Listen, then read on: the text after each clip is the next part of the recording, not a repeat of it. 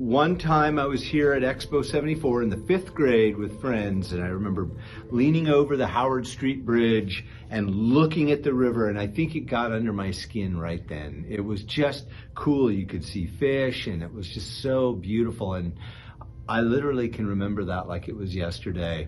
For thousands of years, the Spokane tribe relied on the Spokane River as a giver of life, and still today the Spokane River remains the life and soul of the Spokane region.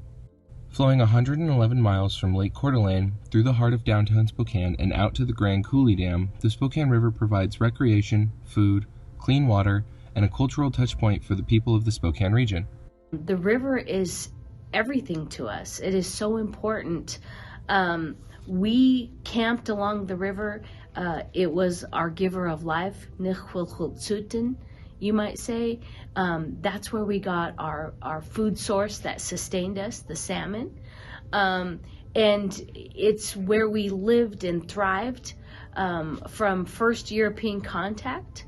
They witnessed hundreds of Spokane indigenous people along the river harvesting salmon. And it's our giver of life. But the groups of people who occupy the river have changed drastically in the last couple of centuries, and with this change in people came a change in how the river was treated. As settlers took over the land around the Spokane River, they replaced the natural life and beauty of it with factories, dams, and other infrastructure that significantly altered the quality and quantity of the water.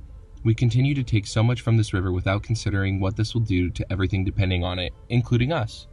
I remember getting a tour by the pulp and paper mill upriver, and the tour guide talked about how they would turn the river red from dumping the effluent that was multiple dyes into the river.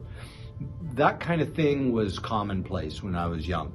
We have not completed water adjudication here in our region.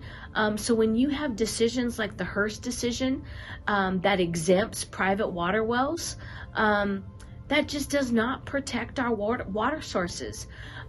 So you have domestic wells that are not required to have a permit. And so everybody is just sucking out water. And that's a threat to the water quantity. Water use and basically, even though we use groundwater here, the groundwater is directly connected to the river. So when we take water and pour water down our drains or use it to water our lawns or other places, we're taking water out of the river essentially.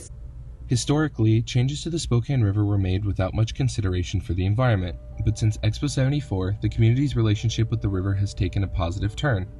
People became more aware of the impact their pollution was having on the river and how much it affects the health of their city.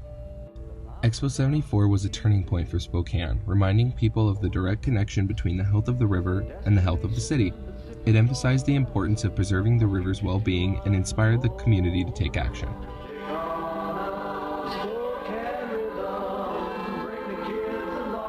That as a community, we turned our backs to the river because it was an industrial resource. Now, as a community, we are facing the river. This turning point in the treatment of the Spokane River brought hope for the future to the Spokane community. You know, one thing that really gives me hope for our river is the younger generations that are coming up behind us. I also find hope with just how many people care. A lot of people care. They want to fish and they want to be able to live along the river and just interact with the river. I think that Spokane is really amazing in how outdoorsy we all are and how much a lot of us recreate. And if that's important to the people, then they're going to protect it. There's a lot of things that do give me hope about the Spokane River. I think community organizations that are already making so many strides in getting the word out about the importance of the river, as well as ways to help it, like the Spokane River Keeper and others. The Spokane River is cherished by the community, and a river vision plan is a great first step towards protecting it. I think having young people like yourselves involved with the River Vision Plan is so important. This is your future. You are the future citizens of Spokane, and if you are educated and understand the science, the politics, the history, the geology of the Spokane River, then you are going to fight to protect it. It's your children that we want clean water for. I think about my future grandchildren, and I want them to live in Spokane.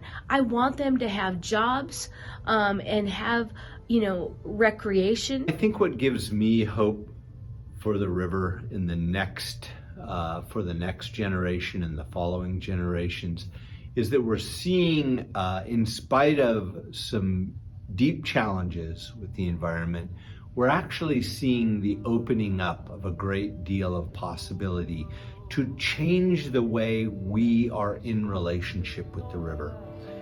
A future to